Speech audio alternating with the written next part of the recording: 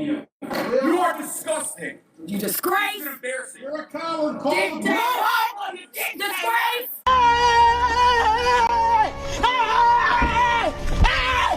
Why are you running? Why are you running? You owe me money. You have to give me back my money. Which money? Because yeah, he's a runner. He's a track star. We're stuck with Forrest Gump. I mean, but I'd take the Bubba Gump shrimp, you know, if that was in the works here or something. Like I would like to get something out of this. But we do have Goose Island, so we don't really need you for that.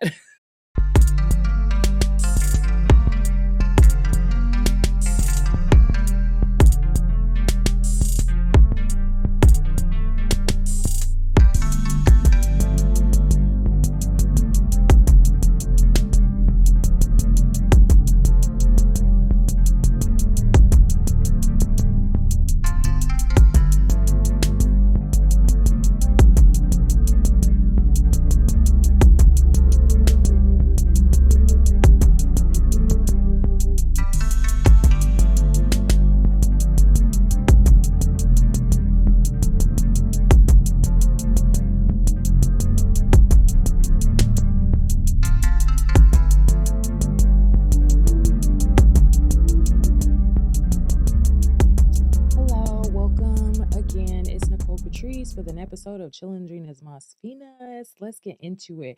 I thank you again for being here, subscribing, liking, sharing, and commenting. It really helps my channel. I'm trying to grow to 500 and hopefully 1,000 and beyond. So if you've been here since day one, I appreciate you, but please make sure you hit that subscribe. Don't just come over here watching without letting me know that you're here, right? All right, so let's get into it. So if you're in Chicago right now or been watching Chicago, you already know we're at the crunch with a budget crisis, and our mayor has been not so transparent in the process. But we see that the circling sharks have come out. Paul Vallis, Rahm Emanuel, Lori Lightfoot, a lot of former Willie Wilson. I just saw do a video, and I just think that there's blood in the water, and they know it.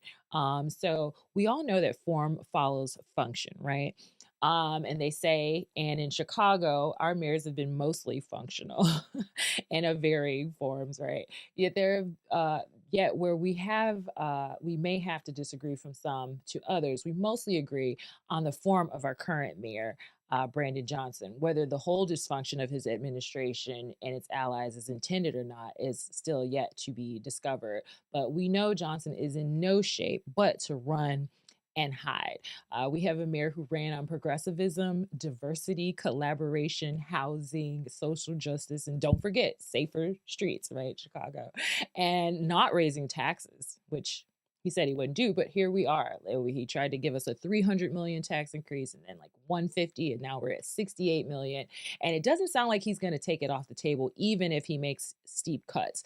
And so now, after these failed promises and fallen diversity quota stars, do not hire list retaliation, millions in questionable migrant spending, office luxuries for his wife, the first lady. We just have to ask, does this man know how to run the city or just run? You are disgusting. You disgrace. It's embarrassing. You're a coward. Disgrace. You Iron Cinco Lopez, your project is a scam. You moved the location of your last. We want our money back for our first. Look at me. We want our money back. We want our money back. Losers. Losers. Cowards. Losers. Cowards.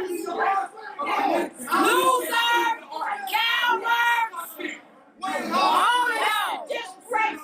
Iron Cinco Lopez. Disgrace. Hey, Michelle Harris. Disgrace. Famous tonight.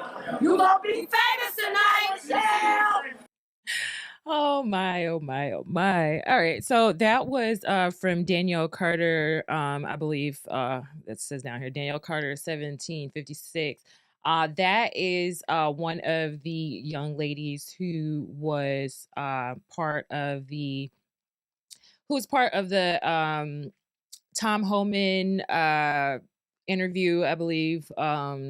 I can't remember where I first saw her, but basically she's part of the Flip Chicago Red, as well as Miss Johnson and Miss Lee, who recorded, I believe, this video as well, or was in that video.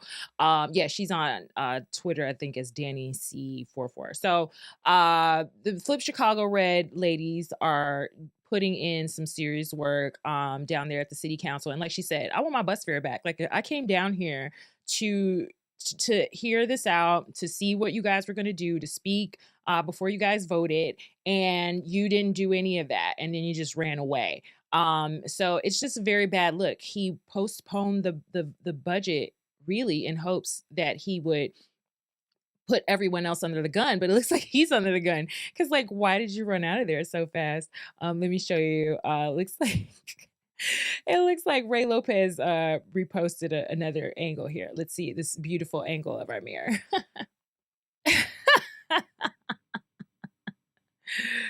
Like, really, sir? So this was Ray Lopez, or I think Marianne Ahern posted this picture. But do you see him like pushing this guy? He ran out of there so fast. Yeah, Marianne Ahern posted it, and Ray Lopez quote tweeted it, "Out of there faster than during the fire drill." There was a fire drill the other day, when I think on Wednesday, when they were supposed to be talking about it. And yeah, it's just pretty unfortunate. My God. Mr. Mayor! Hey, Mayor. Will you please wait? Mayor. Mr. Mayor! Mr. Mayor, why do you have to run from us? Mayor, we why just want do you to have to comment run about from the us, arrest Mr. last Mayor? night in relation to Officer Westa. Thank you. Mr. Mayor, why would you run from us? He just ran.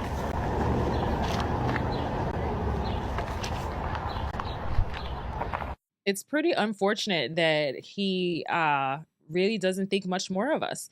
But I mean, you know, it is what it is. So he ran out of there, and he went to make his speech. Oh, I'm sorry. I got to show you this. This is so cute. He's so funny. I love Ray Lopez right now so much. Like, I just hope he never ruins this, because I will vote for him for anything he does. What? It's such a meme, because yeah, that's how we all feel right now. I think he captioned this. This is how we're closing. Oh yeah, Shannon Adcock from Twitter says, "This is how a lot of us are closing out 2024 at Raymond Lopez." And then so yeah, Ray Lopez was too. He was on. Ray Lopez was on one of these newscasts not too long ago, and he really went in on one of those aldermen too. So maybe we'll talk about that in another episode. But yeah, Ray Lopez is doing it, so please go follow him, because he's not here to play the games. So form follows function, right, guys? You saw how he ran up out of there. And so yeah, our mayor, he he clearly thinks that he's beyond reproach, and somehow thinks he's smarter than everyone in the room, but he's the collaborator in chief, right?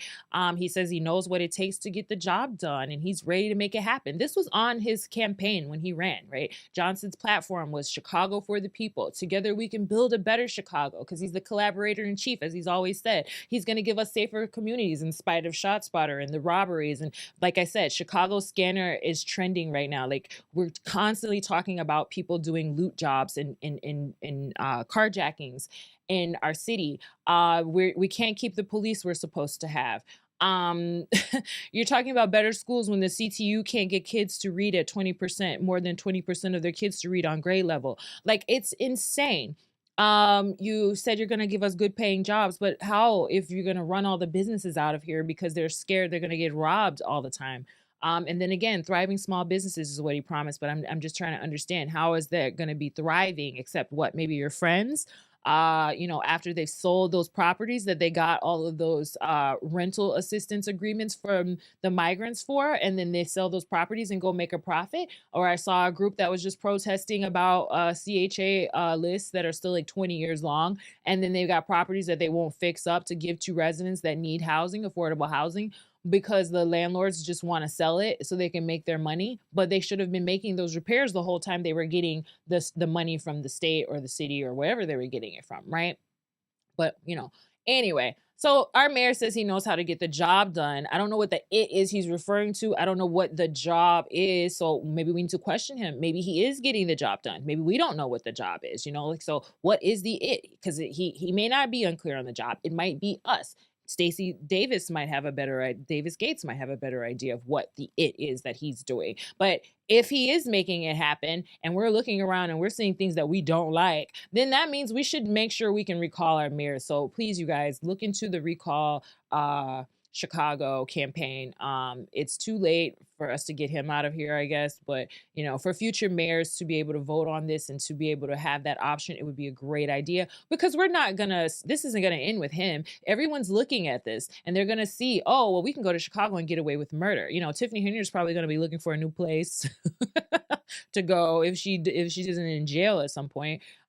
You've got the Tanya Hernandez, whatever her name is, Anderson, in the Black City Council lady in New York, who's been embezzling or stealing or whatever, and was indicted by the FBI and refusing to leave. The same thing with Tiffany Henry. She says she doesn't care what Thornton Township said about her being able to run for the president again out there. Like, so if we don't get this recall option in here, we're going to just have another Brandon again. We're going to just keep doing this over and over again. So let's wake up, Chicago. But yeah, so clearly he thinks he's doing a good job. In Chicago, I don't know if this is what you actually want, but you got to admit we have a problem. We've got to admit that we have buyer's remorse. We have to stop relying on our identity politics to feel good, you know, so about someone's charisma. You know, I voted for Willie initially, and people were laughing at him because, you know, he doesn't speak so well, but the man knows business, okay? And so I would rather go over with the man that knows business than a man who knows nothing, because he wouldn't even give himself, Brandon Johnson wouldn't even give himself a grade on his term so far. He says he doesn't have to tell us anything. And that's exactly what the problem is. He really doesn't understand that he works for us. He really doesn't understand the job duties that he has. And I mean, it's obvious when he says, and you look at his results, and then he says things like, basically, he doesn't know what authority Tom Homan has. Let me pull this up. Hold on one second. Yeah, he wouldn't give himself a grade, and then he doesn't know what Tom Homan's job is or what Tom Homan has authority to do. If he's the border czar and he's been given authority by the president himself, well, he's obviously he's going to be the point man for anything to do with immigration. Hello, so he's going to have authority to implement strategies with ICE, through the president, with ICE, with immigration, with you know, the military. I don't know why he doesn't know this. And all he had to do was go look it up. Google's right there. So then you're failing at reading, just like most of the CPS students, as well as the math, because you can't tell us why your budget's not balanced yet when you have 8 or 9 vice mayors or something that are getting paid 6-figure salaries. Like, right? Like, make it make sense. So yeah, I don't know why he thought this was okay, but let's just pull this up one second. Well, he must be good at math. Let's mention that, though. He must be good at math, because he has made 40, they said he made $45,600 a year as a teacher, social studies teacher, and he now has a $5.5 million net worth. I haven't verified that, but this is like the second or third time I've heard that. So I do believe this man, you know, has some sort of something he's investing in going on the side, because I know no one's like coming to him for like consultation or books or anything. Like, we don't want to know anything from you.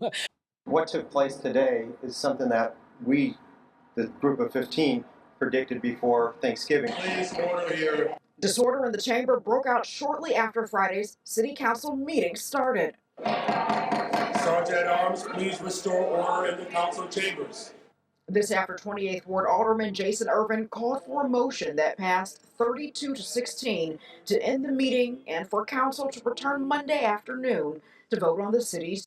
Now, Jason Irvin is the husband of the Cook County, the city treasurer, who seems to get away with a lot, because she has a police detail, I heard, of 2 officers, I believe, on her detail, because she's afraid for some reason. Like I said, I would be afraid if I'm stealing. So that's usually my reason that I want to watch my back, is if I think that I'm stealing, I'm going to be like, those people are coming for me. But Could be something else. Jason Irving is her husband, and so he called for us to postpone this. I forgot what his title is. So the city treasurer, Conyers Irving, her husband is Jason Irving. He's I didn't write down what he does. So he's over one of the committees though, and he's been in Congress, I'm sorry, in the city hall for some years.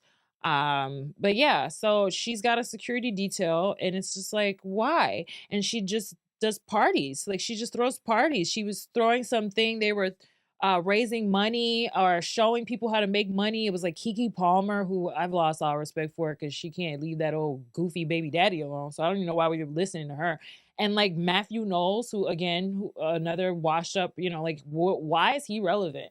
And she paid for these people, and Lorenz Tate, like, I guess, the city funded these people to come here and talk to people. No one even knew about it. It was like a bunch of advertisements I saw after it was over. It was like, what is this? So I'm just saying, we need to be looking a lot more. I believe there's some stuff going on with her audits, like, that haven't come up. So there's a lot there with Jason Irvin and Melissa Conyers Irvin.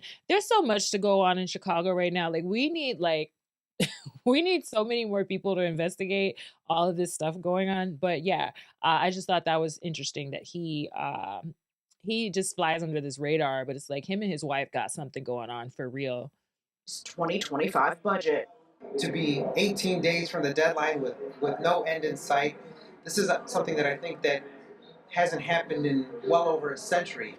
Several weeks ago, Council unanimously rejected a $300 million property tax increase, followed by a $150 million hike that also failed to gain support. The mayor's latest recommendation to help balance the budget includes a $68.5 million property tax increase. Many of the mayor's opponents say they won't agree to any budget relying on property taxes. While this may have been a massive defeat for Mayor Johnson today, it was a major victory for Chicago taxpayers who have been calling my colleagues for the last several weeks demanding cuts in this budget. What's going to happen with this budget if it passes is that the mayor and his allies are going to get the North Pole, and the voters are going to get coal in their stocking for Christmas. In spite of his defeat, Mayor Johnson says he's optimistic that the city will pass a balanced budget by the end of the year. Johnson didn't directly answer whether or not he'd support a budget that doesn't include a $68.5 million property tax increase. What I've said from the very beginning, that I'm committed to making sure that our budget reflects the values of the people of Chicago. I know the people of Chicago don't want to see cuts to services. And we're going to continue to work through the weekend and accept more ideas that come in throughout this process.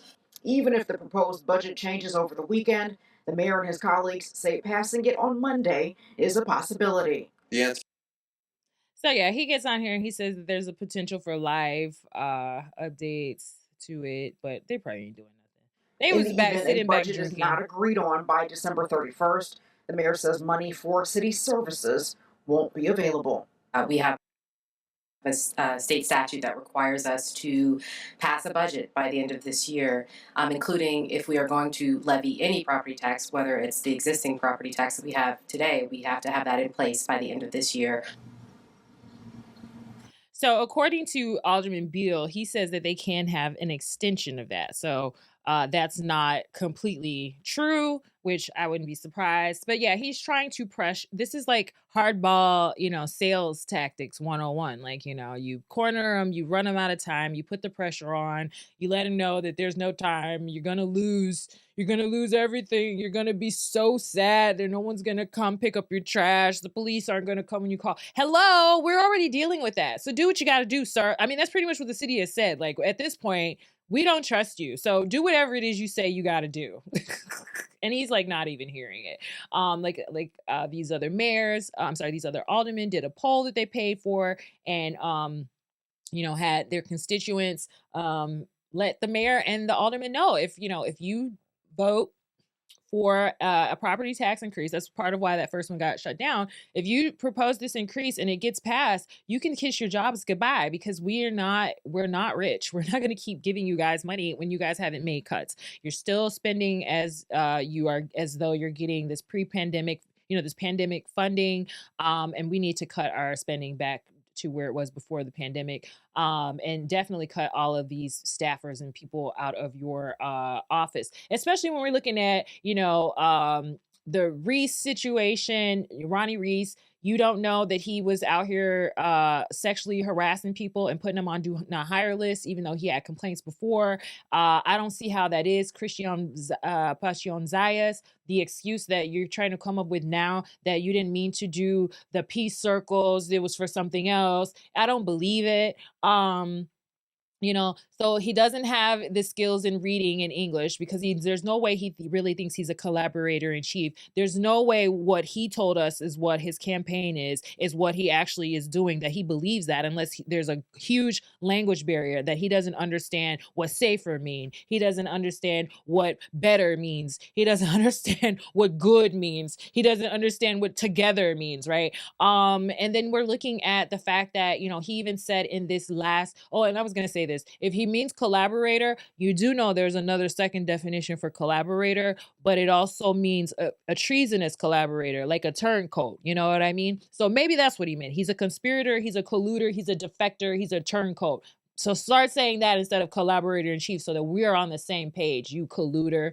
And so he's colluding with Toni Preckwinkle, as he admitted in that conference. He said that he talks to her like every 2 weeks about different things that he can do. But, he's a collaborator with her, but is he collaborating with his own city council? Is he collaborating with the experts within his administration? Like they said, they had a whole legal team that could have told Jason Lee if it was legal for him to vote in 2 states or not. And they asked him in this press conference too, hey, that's that could be like a felony for him. This is voter fraud. This could be wire fraud. And he's just like, well, we'll see what happens when whatever happens and whatever comes out. Like, yeah, okay. So that basically means you already know he did what he did and y'all were trying to get away with it. And you were just going to try and cover for him as long as you can. He is surrounded by crooks. I need somebody to look into William Hall. I think the Chicago Red ladies for exposing my Alderman Michelle Harris, because she is absolutely trash.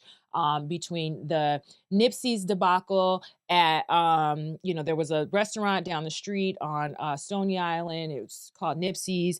It was supposed to be a restaurant, more family oriented, but they got licensing to do more bar club like activities. I'm sure the alderman knew about this initially, but okay. And so then the complaints started coming in worse and worse. People using the bathroom on the people's houses and lawns, and late night, 4 or 5 in the morning, people fighting, arguing. There was a couple shootings. And so ultimately they came to the owners trying to get them to, comply or close the business down. And then fast forward, that was the last you heard. And then fast forward, like some weeks after I had heard about that, then the whole building burned down and it's gone now. And so, you start wondering if people are influencing things a little bit differently than you would, than you would assume they would. Collaborators. And so I'm just really trying to figure this out. Like, how is she able to get away with having her whole ward, except for Pill Hill, look like a disaster? The Regal Theater, she's had ample opportunity to help the owners get that property open. And it seems like she's actually adversarially working against them. And he's, I think, even sued the ward or the alderman in the city. So there's just a lot to be desired from my ward alderman, and I'm sure it's not a unique situation. And so we got to hold these people accountable. Talifar and Cicho Lopez still have a lot of people on their staff that are paid way more than a lot of the other city workers. We need to look into that. But yeah, I wanted to say also, he really tried to use the slavery card for the bad credit rating and how that school board was fired and how he tried to get rid of the Pedro Martinez. He really tried to compare slavery and how people thought, oh, we couldn't afford to free the slaves, or we couldn't afford this, but we did. Oh my God, that's so crazy. You're a social studies teacher. How are you going to equate slavery to, unchecked taxation? Like, are you serious right now? From collaborating or colluding with the union against your president, the board president. Like, are you serious right now? Like, it's just so bad. So yeah, he doesn't have the social studies skills that he thinks he does, like I said. And so we're looking at someone who's just very well unqualified, in my opinion. So form does follow function, and his function is to be dysfunctional. There's no other way to look into this. I mean, if he doesn't know what Tom Homan is going to do, he even said that. He says, I don't know anything about him. I don't know what his job title, what power he exactly has. Well, all you had to do was go look it up. Like I said, you've got all the authority to go to Google and go look this up. But you should know more about your own job, sir, and stop worrying about Tom Homan, because that's between Homan and Pritzker. That's between the governor. You need to run your city, okay? And so last thing I noticed was in his press conference, he got interrupted about a legal note, just like Sonny has to do on The View, right? We will consider like all the other solutions that have potential.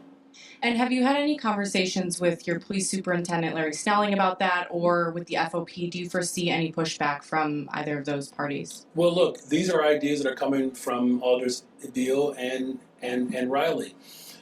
As I've said from the very beginning, of course we're going to listen to everyone, and we'll get feedback from other stakeholders. That's why I believe, I think your colleague brought this up, Sarah, earlier, around just how we collaborate with people. There are so many different voices that we collaborate with, and it's not just Alders. It includes labor, it includes our department heads, it includes, of course, our superintendent. So that practice is going to continue, and we're going to have quite a time this weekend bringing people together. So I don't know, Vice Mayor, I don't know if you have the first night for lunch, but for Saturday, or maybe we'll put you in charge of breakfast tomorrow, and maybe we can get somebody who's not here to pay for lunch. We're gonna have Alderman Riley can pay for lunch. Right. Oh, yes, please. Mary Richardson, Court Counsel. I just wanted to say for the record, as you know, we have a court order relative to consent decree related matters. So we've agreed to restore those positions, and this discussion we are going to be obligated to adhere to the court order, but that does not mean there aren't other opportunities to look for cuts wherever they are found. All right, thank you all very much. Hey, Mayor, one more question for you. Sorry, I was like, He really had to throw that at, oh, my vice mayor gonna pay for lunch. Okay, my vice mayor gonna pay for lunch. That's the way they should. They should pay for everyone's lunch, because they're making way more money than they need to be and clearly not getting anything done. The whole conference, he had to keep bringing up this person to answer one question and that person to answer the question. And, oh, I don't know. Oh, you want to speak on this? It's like, so why is he there? He's not even listening enough to comprehend enough to spit it back out to us in sound bites, okay? And so I love how the counselor had to come in here and let them know, oh, baby, we can cut if you want to cut, but you're not going to cut the consent decree for us. So I'm glad that is, established. I need to look into more of what the exact threshold is. Consent decree does dictate that they have to, promote a certain number of sergeants and lieutenants, etc., from within, and retain and train a certain number of officers. I can't find the exact numbers on that, but it should be on the City of Chicago or the CBD website, and you can always pull up that consent decree. Obviously, it's like a 300-page document, so it's a lot, but it's useful information to look into. And so that concludes my grading on our mayor, because yeah, he's a runner, he's a track star. Hopefully he sticks around long enough for us to really let him know that he's no longer wanted here.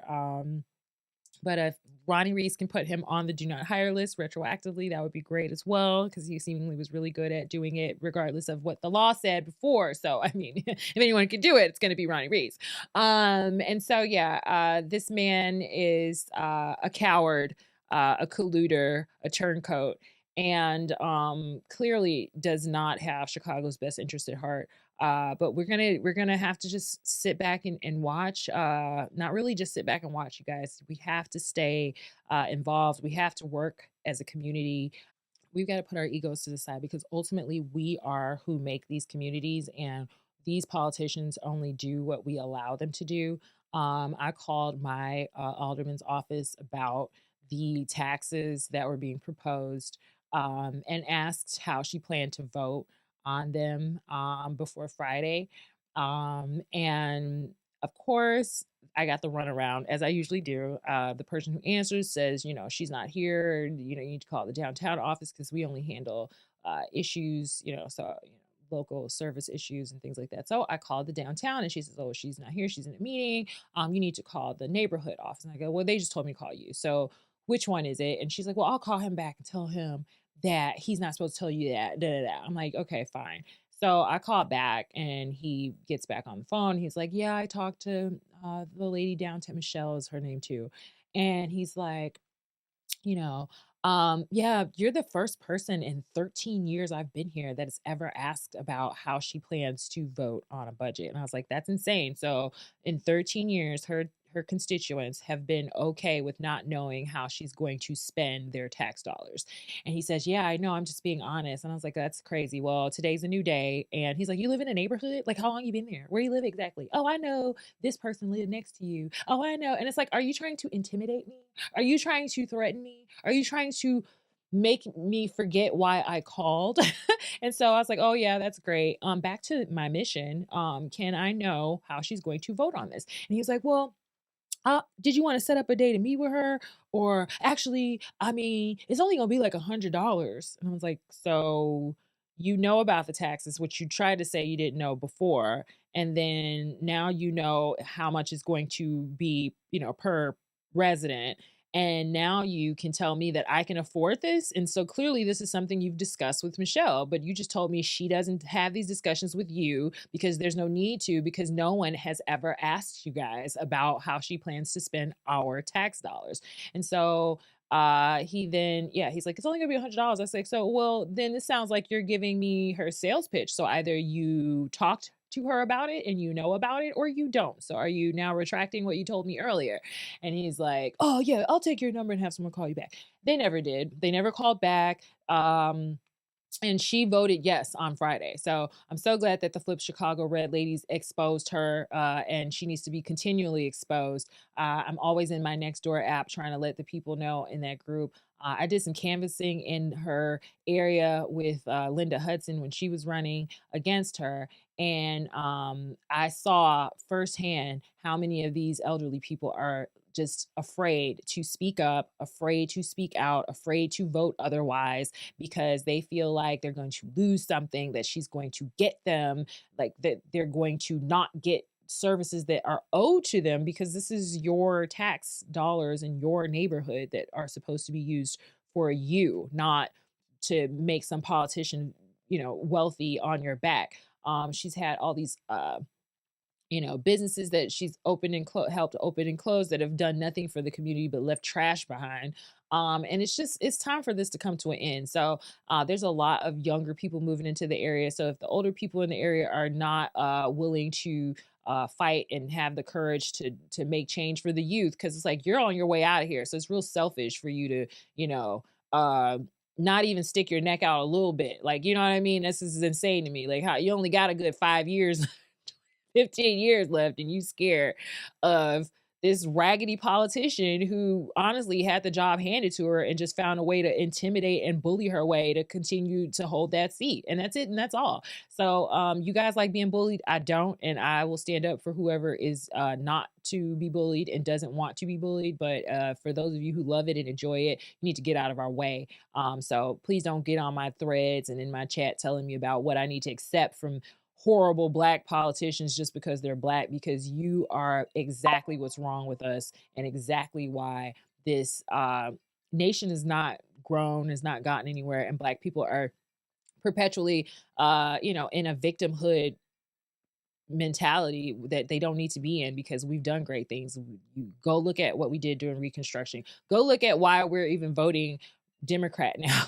Like, it's because we were not playing games. Okay, Black Wall Street, all of that. Like, so let's just believe in ourselves. Let's stop infantilizing ourselves and being the victims, because if we really hold ourselves together and hold each other to a better standard, higher standard, and think about the future and stop being afraid of what we will lose, because we don't have much. So it's not even worth holding on to.